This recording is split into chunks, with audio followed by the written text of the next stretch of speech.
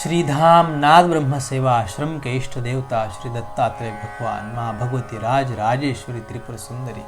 माँ नर्मदा जी के श्री चरण कोटि कोटि वंदन, कोटि कोटि नमन। आज सर्वप्रथम आपको पितृपक्ष और श्राद्ध, पितृतर्पण तथा पिंडदान ये नाम सुनने के पश्चात तुरंत ही मन में प्रश्न उठता है कि यह कर्मकांड है, ये क्यों आवश्यक है, हमें क्यों करना चाहिए, यह अशास्त्रीय है तथा किसने देखा मरने के बाद कौन कहाँ जाता है, उसकी क्या गति होती है, क्यों हम उनके लिए इतना खर्चा करें, क्यों हम उनके लिए इतना सब कुछ सामग्री वेस्ट करें, उसके अपेक्षा हम किसी गौर गरीब जनता को अन्नदान करें तथा हम किसी स्कूल में पढ़ने वाले बच्चों की सेवा करें और कहीं सेवा करें। ऐसे बोलने वालों के लिए यह सबसे बड़ी अनर्गल बातें हैं। जिस प्रकार कोई व्यक्ति बीमार हो, उसको बीमारी का इलाज करने के स्थान पर हम सोच रहे हैं किसी गरीब के लिए इलाज करें। शास्त्र सम्मत जिस हिंदू संस्कृति में हमारा जन्म हुआ है, जिस भगवान को, देवी देवताओं को हम मानते हैं, उसी में से प्रभु श्री रामचंद्र जी जिस समय वनवास में थे और उनके पिता श्री दशरथ राजा, उनका शरीर शांत हुआ, उस समय पर भी प्रभु श्री रामचंद्र जी पूरी सामग्री के साथ में विधिवत भू देवता माने ब्राह्मण देवता के द्वारा वो स्वयं पिंडदान, पितृतर्पण, श्राद्ध करते थे। तो यह सबसे महत्वपूर्ण बात है कि हमारे जीवन का सर्वश्रेष्ठ उच्चतम एक धर्म का पालन करने का यह एक सुअवसर है और हमें इसे पालन करना ही चाहिए, ताकि हम प्रभु श्री रामचंद्र जी से बड़े नहीं हुए। अगर हम इसको नहीं मानते हैं तो स्वयं हिंदू संस्कृति में जन्म लेने के पश्चात भी प्रभु श्री रामचंद्र जी जैसे उनका अनुकरण नहीं करना माने उनसे बड़े हो गए, उनके लिए तो हमारा सदैव प्रणाम ही रहेगा। ऐसे महापुरुषों की तो पूजा होनी चाहिए और निश्चित स्वरूप उनकी जीवन में कितनी उनकी सद्गति है, उनका कितना यश है, कितना कीर्ति फैली हुई है, उनके घर में भी उनका कोई सुनता है क्या नहीं, ये भी हमें देखना चाहिए ऐसे लोगों के लिए। तो आप सभी से नम्र निवेदन है कि घर में 15-20 साल के बाद का कोई भी लड़का हो, पुरुष हो, कोई भी व्यक्ति इस पितृपक्ष में, श्राद्ध पक्ष में अवश्य पितृतर्पण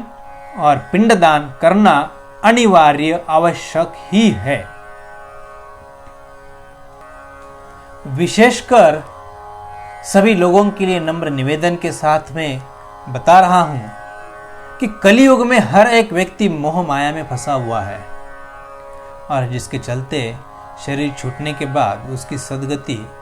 निश्चित स्वरूप में बहुत ही कम मात्रा में होती है। और उस व्यक्ति को जो स्थूल शरीर छोड़कर सूक्ष्म शरीर धारण कर बैठा हुआ है, उसकी सद्गति नहीं हो रही है, वो यहीं आसपास कहीं ना कहीं भटक रहा है, उनके सद्गति के लिए हमें यह बड़ा सौभाग्य मिलता है केवल साल में यह 15 दिन उनके लिए हम कुछ कर सकें, ताकि हमारे पूर्वजों ने हमारे लिए जो कुछ भी प्रॉपर्टी कमाई गई है, लोगों के बीच में एक मान्यता है, कहावत है कि हमारे यहाँ इतना प्रॉपर्टी है कि हमारे 3 पीढ़ियाँ एक जगह बैठ कर खाएगी।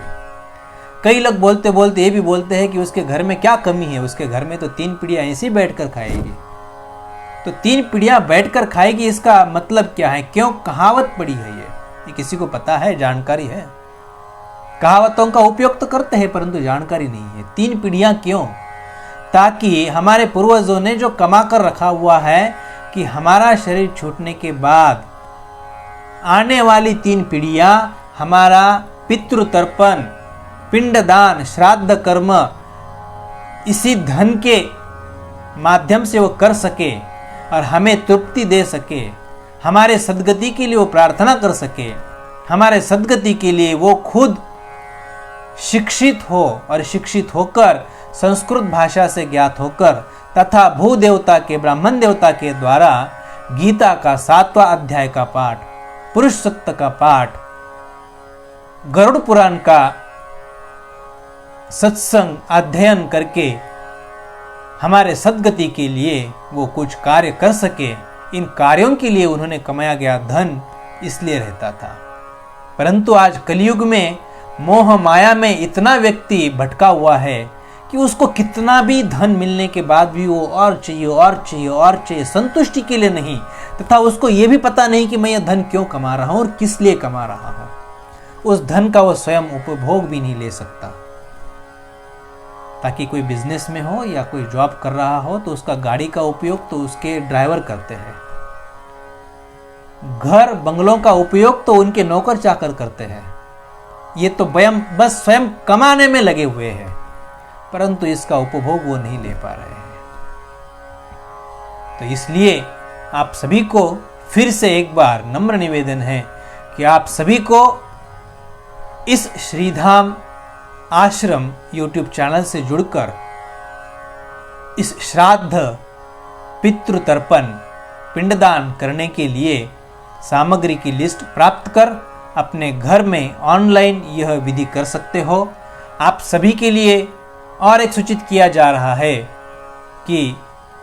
इसके लिए दक्षिणा हमने रखी नहीं है, परंतु इसका मतलब यह नहीं है कि दक्षिणा नहीं देना।